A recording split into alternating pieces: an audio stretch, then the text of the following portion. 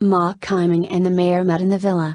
The police were responsible for the security of the entire meeting. Mo Shi also participated, and Chen Hidong was responsible for the implementation of the security of the entire itinerary. With safety preparations, Chen Hidong led Ma Kaiming into the room, ready to wait for the mayor to arrive. Ma Kaiming believes that there is no need to go to war.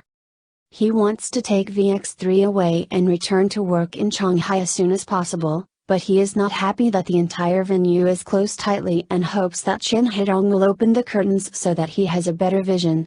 When Chen Hidong opened the curtains, a bullet came in from outside the window and hit the wall. The scene was tense. Everyone raised their attention and ran to the rooftop from the window position and found that Li Jianji was holding a sniper rifle and aimed at the window of the meeting. No one listened to Li Jianji's explanation. The police took Li Jianji for questioning. Inspector Wu believed that he was trying to kill Ma Kaiming. Li Jianji closed his eyes and recalled the whole process.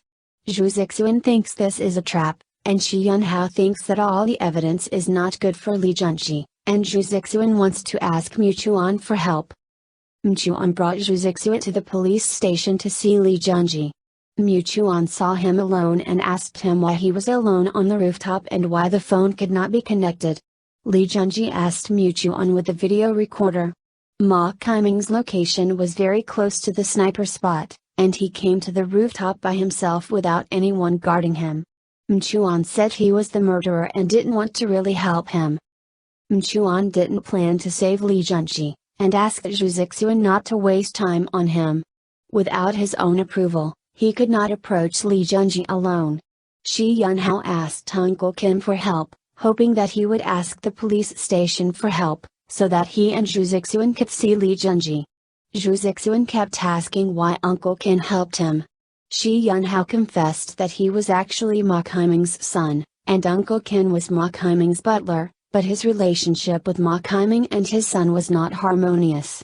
Zhu Zixuan contacted the headquarters by phone and hoped that they could help. Shi Yunhao told Zhu Zixuan to stay calm and calm enough. Zhu Zixuan was very scared. Since Li Jianji came back, dangerous things have been happening.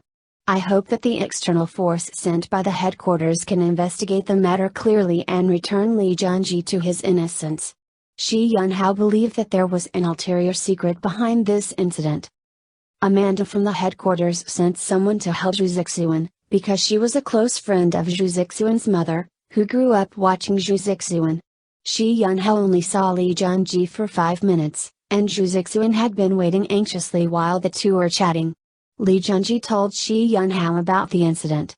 He received an email saying that someone wanted to be unfavorable to Ma Kaiming.